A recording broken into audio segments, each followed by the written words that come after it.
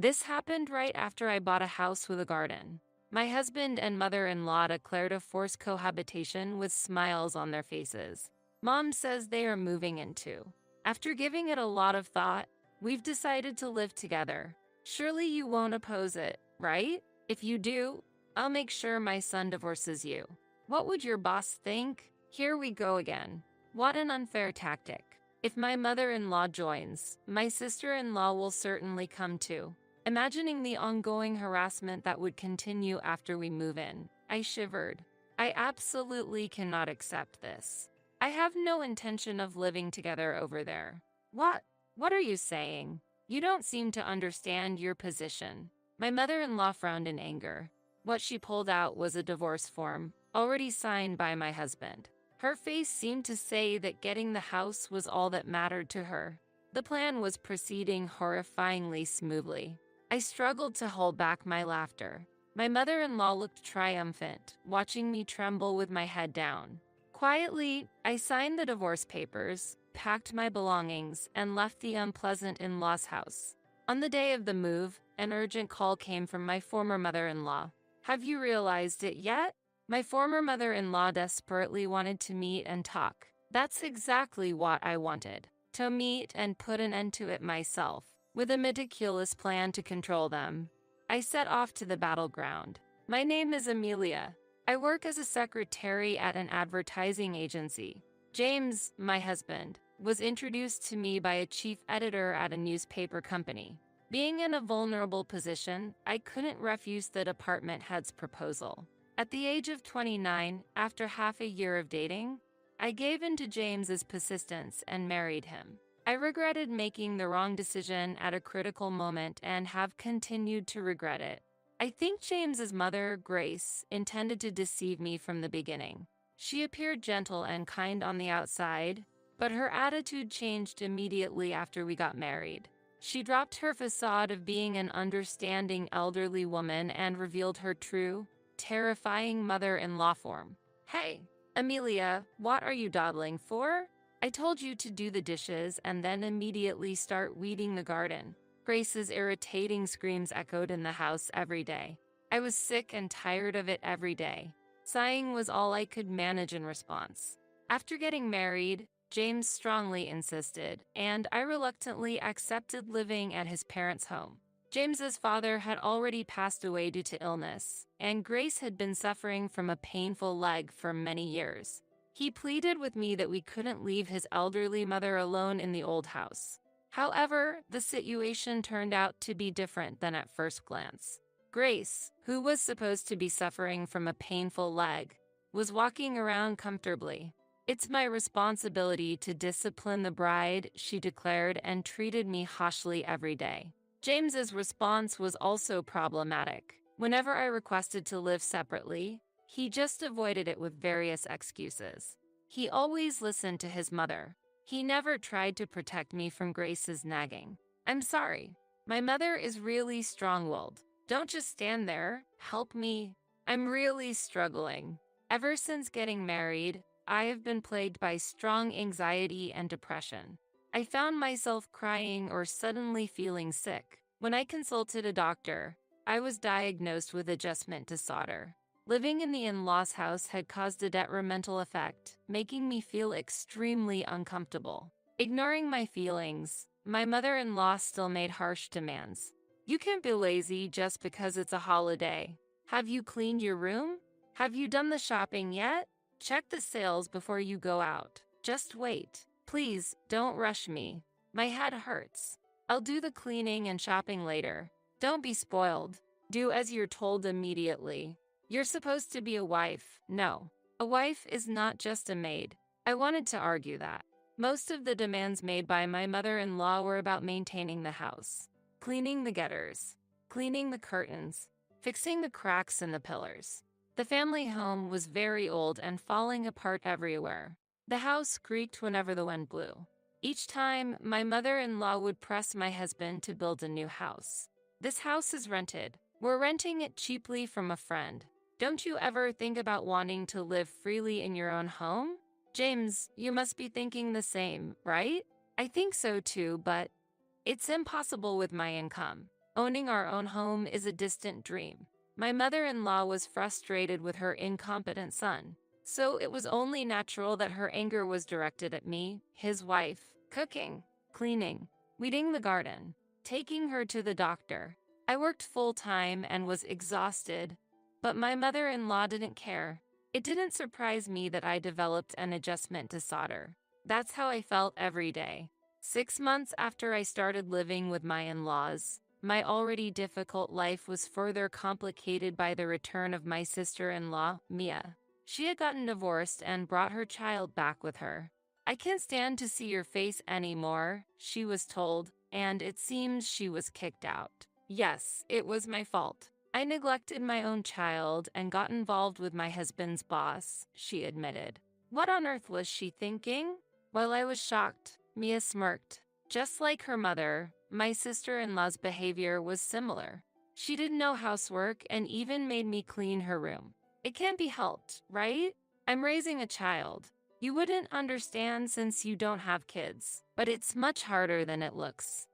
So I'll need your support. Mia wasn't working. She just idled her days away.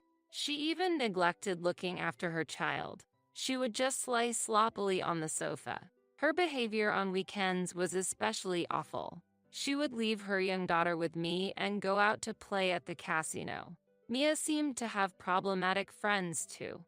They would gather during the day and have drinking parties. I wished she would help even a little with the housework, but she did absolutely nothing. She was the type to do anything to get money for her fun. An incident occurred. Mia handed me a bag. Inside were, "These are my father's belongings. Cufflinks, a ring, an antique lighter." What am I supposed to do with these? Think about it for a bit. Sell these and make some money. But make sure to sell them for a high price, okay? These were the possessions of her deceased father. They should have been treated as heirlooms. The fact that Mia was telling me to sell such items made me feel sad. Thinking about her gambling with that money made my heart ache even more. Because I was strongly opposed, I explained the situation to my husband and left everything up to him. After that, I don't know how he handled his father's heirlooms, and honestly, I don't even want to know. When Mia first came back, various problems occurred. My things started to go missing more frequently since she returned. I also found out during this period that my husband was having an affair. A friend of mine who works at a different advertising agency saw him by chance downtown on a holiday. He was walking hand in hand with a flashy young woman. Hearing this, I was shaking with anger. I'm working all day even on holidays, and you're out having fun with a young woman? I can't believe it. Are you having an affair? Who is she? Tell me the truth.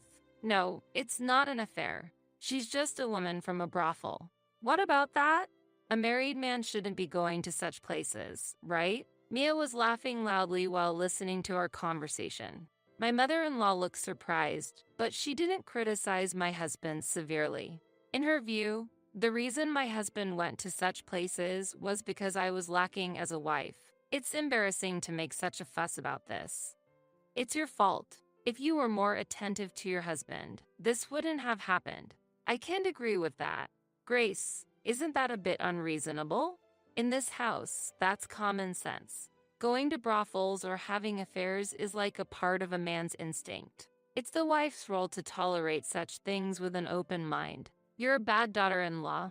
What is considered common sense here seems to be nonsense there. That I should allow him to go to brothels? That's impossible. My stress keeps increasing. I can't just sit back and do nothing. Determined to change this disgusting situation, I decided to take action. My mother and sister-in-law continued their usual behavior.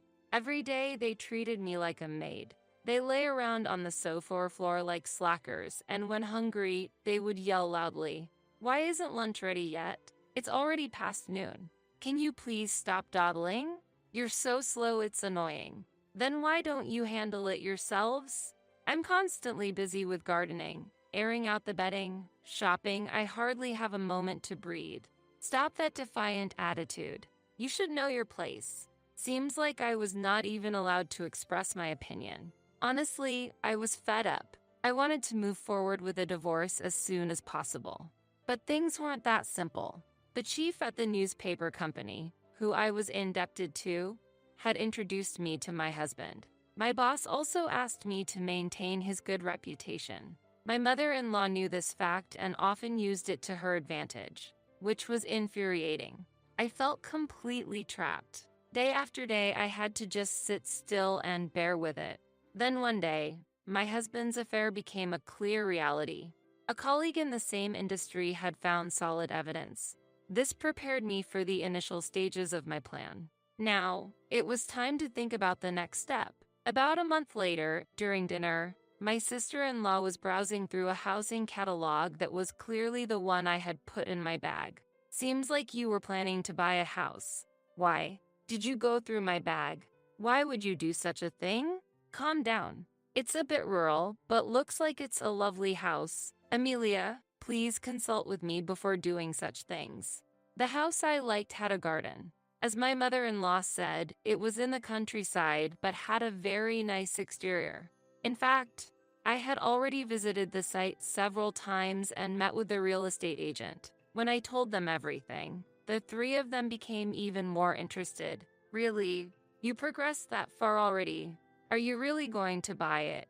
It's good value for money and spacious. Not bad at all. James, you just need a bit of courage. Really?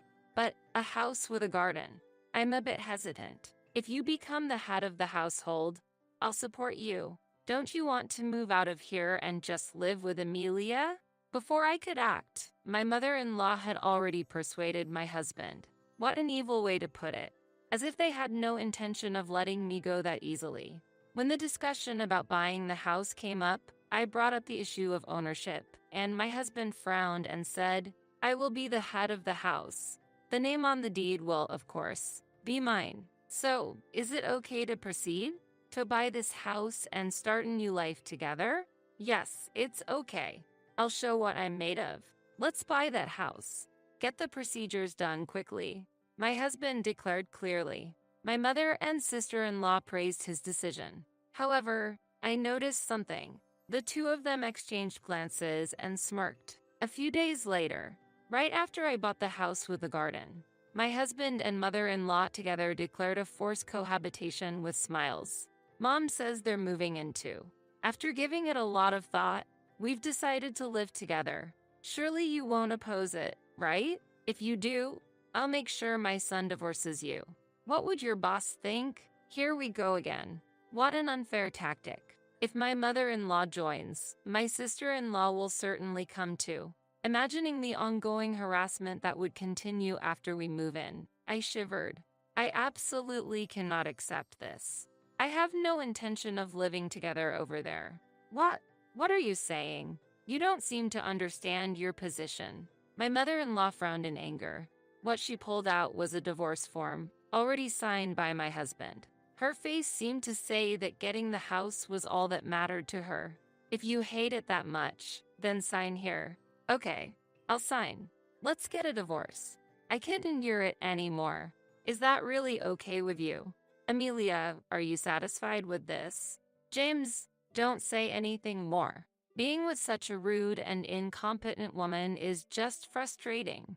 A young man like you can surely find a new wife soon. Those were very rude words. I quietly signed the divorce papers. My mother-in-law seemed satisfied with her victory. She didn't understand my feelings at all. The plan was proceeding horrifyingly smoothly. I struggled to hold back my laughter. A few days after moving into my new apartment, there were constant calls from my former mother-in-law on my phone. Looking at the date, I could confirm that today was their moving day. Have you realized it yet? The non-stop ringtone. Just like my former mother-in-law's persistence. No matter how much I ignored it, the calls didn't stop. Due to the persistent calls, I finally decided to answer the phone. My former mother-in-law launched into her anger without any preamble. I can't believe it. Why did you choose such a property? Hello. Please calm down. What's wrong? Can you tell me what the issue is? There's no use pretending. The problem lies with this house. You knew this house was full of problems when you bought it, didn't you? It has to be so. Indeed, that's true. The house I chose does have defects. The ground is very weak and often sinks. Even though it's a new building, doors and sliding doors may fail to close within a few years. There are old coal mine tunnels in the vicinity, which are well known to cause problems. This fact is well known among the local residents. They have built their homes on safe, stable ground. Meanwhile, innocent new residents who are not aware of this information often run into trouble. This time, I used such a problematic house to set a trap for those three. I had a hard time finding a defective house at a reasonable price with the help of a real estate agent. Of course, I intentionally let my former sister-in-law steal the real estate catalog from my bag. I deliberately placed the bag in a spot where she would easily notice it, making it easy for her to sneak a look. Unaware, they fell into the trap and moved into their new home. It was hard to hold back my laughter when signing the divorce papers. I wanted to tell everything, but I couldn't. I pretended not to know. A defective house? That can't be right. You must be mistaken. I argued. What are you saying? It's so obvious. Anyways, come over here. What? No, I honestly don't want to see you anymore. I firmly refused. What? What are you talking about? I no longer want to deal with a family that seems like a monster to me. I told them I would refuse no matter what amount they offered. Afterward, my former mother-in-law withdrew in displeasure, and my ex-husband came on the phone. Amelia, please listen. I just want you to understand our position a little. I'll return those words to you. James, have you ever considered my feelings even a little? No, right? I've been lonely all this time. I'm sorry, I apologize. Where are you now? Can you tell me your new address? Why would I tell you? If by any chance you came to visit, I would have to move again. I want to cut off any relationship I have with you all. The argument went nowhere. After a while, my former in-laws started making even more unreasonable claims. They insisted that the divorce was invalid and claimed we were still family. I had 2 colleagues at work witness and sign the divorce papers, which I submitted to the city hall. It's impossible for the divorce to be invalid. How lacking in understanding are they? Let's meet just once to talk. It's not getting resolved. Come on, I'm asking to, Amelia. Just once is fine. Let's settle things properly in person, okay? My former mother-in-law and ex-husband were insistent on meeting up. Even if I refused, they would likely contact me again. If that's the case, I might as well meet them in person to resolve things. All right, I'll meet you just this once. Really? Thank you. I appreciate it, but I will decide the place and time of the meeting, all right? Because there would be problems if they tried to ambush or follow me. I needed to leverage my position to avoid future troubles. Therefore, I carefully planned and called them to meet at a specific cafe. I arrived at the cafe 20 minutes late as scheduled. My former mother and sister-in-law, who had been kept waiting, were furious. My ex-husband just gave a wry smile. It was the reaction I had expected. How dare you keep your elders waiting? That's very rude. I don't want to hear about common sense from you. What do you want? How can you say that? I'm so angry. You pushed this defective house on us, and it's been a hassle. You need to take responsibility. I've told you many times. I didn't know. It was you who chose to live there, wasn't it? My former mother-in-law was at a loss for words. It seemed she couldn't deny it. She and my former sister-in-law had decided to live in the defective house by themselves. It appears that their previous residence was being renovated by the owner. As a result, the only place they could live now was that defective house. If you're done, I have something to say. I'm going to file a lawsuit and claim damages against you. Prepare yourself. What? Damages? A lawsuit. Why would you do such a thing? I don't understand. What have I done to you? Be specific. You have mentally pushed me to the point where I developed an adjustment to solder. Then, I presented a copy of the medical diagnosis I had received from the hospital. The 3 of them stared intently at it, especially my former mother-in-law, who could hardly hide her surprise. She must not have thought that I had been receiving psychiatric treatment. You probably never imagined how much pain your words could cost someone. It has been very hard for me. My chest hurt and I couldn't stop crying. It was that painful. That's just because you're weak. After all, I had to say those things because you were such a bad wife, weren't you? What you just said now, too. You've called me a bad wife many times. Did you know that such acts could be considered defamation? You could be punished with up to a year in prison or a fine of up to $2,000. What? That's a little bit too much. My former mother-in-law did not understand.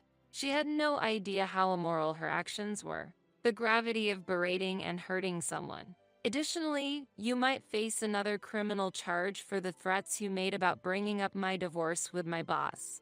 Remember? That's considered extortion. Come on, you're exaggerating. It's not an exaggeration. By the way, the statutory penalty for extortion is up to 2 years in prison or a fine of up to $2,000. I won't back down. Just wait a moment. My former sister-in-law interjected, her eyes sharper than usual, a glimpse of her former delinquent self showing through. Her look said, I won't be intimidated by such threats. I've heard everything, but what's this? Are you threatening to use Mom's ignorance? Do you even have proof of the insults and threats? Actually, I do. I've been recording everything all along. What? You've been recording? Yes, I had been using a recording app on my smartphone all the while I was at my former in-law's house. There was plenty of audio evidence. I've prepared a file of all the abusive words thrown at me by my former mother-in-law. These recordings would substantiate the charges of defamation and extortion. Did you think I would remain a victim forever? Not just my mother-in-law, but you too, Mia. You could be liable for these crimes. What? Why? What have I done? Think about your actions. Haven't you committed crimes? Can you say you haven't troubled me? That's not true. Stop making things up. My former sister-in-law claimed her innocence. I showed her the screen of my smartphone. Her face changed color instantly, a natural reaction. Displayed on the screen was a scene of her rummaging through my bag. Clearly caught on video, she was searching through my bag while looking around cautiously. What is this? Why? How did you record this without me knowing? After you arrived, my belongings started disappearing, frequently makeup, jewelry, clothes, bags. I became suspicious, so I installed a hidden camera. That's horrible. Why would you do something like that? A wife doesn't have the right to do that. You're surprised. You should really think about who's truly being presumptuous here. The legal penalty for theft is up to 10 years in prison or a fine of up to $3,300. I'll be reporting this to the police later. My former sister-in-law was at a loss for words, trying to find a rebuttal but unable to speak. Her helplessness was evident. I have meticulously recorded details about everything I've lost. The extent of the damage was clear, so dealing with the police and lawyers will be straightforward. I am determined to address this thoroughly. I've resolved never to forgive these 3 people. The last one remaining, my ex-husband, was visibly nervous. If I were to rank whom I cannot forgive the most, it would be this man. I believe that a husband and wife were supposed to support each other. But it seems you were different, James, weren't you? From the beginning to the end, you were my enemy, weren't you? An enemy? I never intended that. I never thought that way at all. Please believe me. I was just trying to make things right today. Yeah, enough with the lies. I don't need you to make things right. My ex-husband has always been a cowardly, two-timing man. Always trying to be on the stronger side. In the past, he was always with my former mother-in-law and sister-in-law. Nothing has changed even now. He's trying to appease me somehow, hoping to escape the situation unscathed. If he had been a more decent person, we might still have been married. If he had proposed starting a new life, just the 2 of us, I might have accepted. Her name is Luna Jones, your affair partner, right? What? How? How did you? How do I know? I just had someone investigate. A skilled friend of mine. I even have photos of you and Ms. Jones entering a hotel. Look, here they are. No, don't show me. Please don't. When I tried to show him the smartphone screen, my ex-husband quickly became agitated and tried to stop me. He was embarrassed by the revelation of his infidelity, though for him, it should have been no big deal. When it came to morals and ethics, all three of them already had lost them. They were such a like-minded family. I put the smartphone and the copy of the diagnosis back in my bag. There was no more evidence to present. It seemed like my former mother-in-law, ex-husband, and former sister-in-law had already lost the will to resist. They were afraid of being reported to the police if they did anything wrong. They looked visibly frightened, but unfortunately for them, I was fully intent on consulting the police regardless of their actions. The police will probably visit you soon. It would be wise not to run away. Otherwise, your punishment might become even more severe. Also, make sure you never follow me again, okay? Amelia, don't say such harsh things. Weren't we a couple just a while ago? Indeed, but honestly, I consider our marriage a failure. I feel relieved now that we're no longer married. If you try to follow me, be prepared, because I'll sue you on that point too. Not to ambush me in front of the company. Not to contact me unless absolutely necessary. After making a few simple agreements with them, I left the cafe. After I left the shop, they were still looking down. Words cannot be contained. My ex-husband's divorce quickly became public knowledge at his company. The reason for the divorce, his affair and mistreatment of his wife, became widely known within the company. As a result, my ex-husband was treated poorly at his workplace. This situation was brought about by a chief editor at a newspaper company we had dealings with. It didn't take long for my ex-husband to lose trust and receive harsh treatment at his job. Unable to withstand the pressure, he eventually resigned. His attempts to find new employment were unsuccessful, and his relationships with his family also deteriorated. About a year after our divorce, he appeared in front of me again. I was stopped by him on my way back home from work, and when I turned around, there he was, looking disheveled. James, I didn't recognize you at first. I guess so. I've been told a lot recently that I look different. He clearly looked like he had been through a lot. No wonder, since my former mother and sister-in-law were convicted and fined. Furthermore, the hidden camera footage I uploaded online unexpectedly became popular, making my former sister-in-law infamous. The video became more popular than anticipated, and even her former friends started to shun her. Her notoriety has hindered her job prospects. Eventually, I filed for alimony from my ex-husband. Now, they're facing significant financial difficulties. They also need to pay the mortgage on the defective house, which undoubtedly puts them in a tough situation. How are your mother and Mia doing? They're alive, but they're struggling. Both are working now. They have to, just to get by. They always say they wish they could go back to how things used to be. They want to go back to living off our income? Typical. They are like parasites. I'm glad I cut ties with them. I expected some objection from him, but there wasn't any. My ex-husband sighed deeply and apologized. I'm truly sorry for everything up till now. I'm reflecting on my actions. I was foolish. Amelia, you were right. I should have always been on your side. I think I must have been out of my mind. I've always thought your family was the problem from the start. Don't be so cold. Please, let's live together again. I'm planning to cut ties with that family for good. I'm serious. You're all I have. Is that so? Unfortunately, I'm already seeing someone else. There's no chance of us getting back together, and even if I were single, I wouldn't consider reconciling with you. When I made this clear, my ex-husband collapsed to his knees right then and there. However, I was not about to be fooled by an act meant to garner sympathy now. If I were a harsher person, I might have spat at him right there. I left him where he was and continued on my way home. After that, there was no further contact from him. The person who informed me of this was the real estate agent who had helped me. I heard that the lives of my former mother-in-law, ex-husband, and former sister-in-law had become quite turbulent. The three of them blamed each other for their poverty, and their relationships gradually worsened. From their house, sounds of arguments and breaking glass could be heard late into the night. They tormented each other yet couldn't seem to separate, trapped in a miserable relationship. It was like a living hell.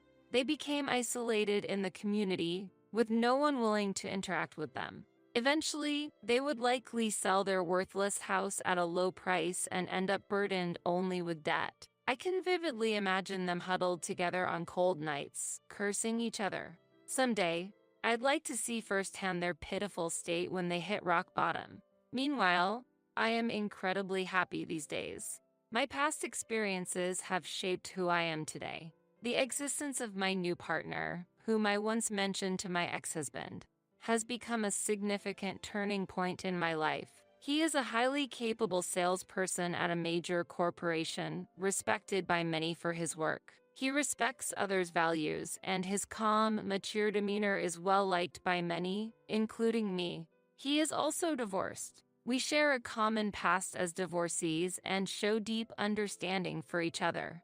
We have decided to walk through life together and plan to have a modest but heartwarming wedding soon. My first marriage was filled with challenges and difficulties. Those experiences are still fresh in my memory, and sometimes just remembering the pain brings tears to my eyes. However, my current partner's gentle support quickly warms my heart again. I can't fully express how much his presence means to me. I feel like I have found the place I truly belong to and have gained the sense of relief I had long been searching for. I am convinced that I reached this point by taking a detour and accumulating many experiences. Because of my painful past, I believe I can now be kinder and more compassionate towards others. These experiences motivate me to build a positive and bright future. I believe that every moment in life has value and lessons to be learned. Lately, this belief has strengthened, and I feel fulfilled every day. A new chapter in my life is beginning, and it is very bright and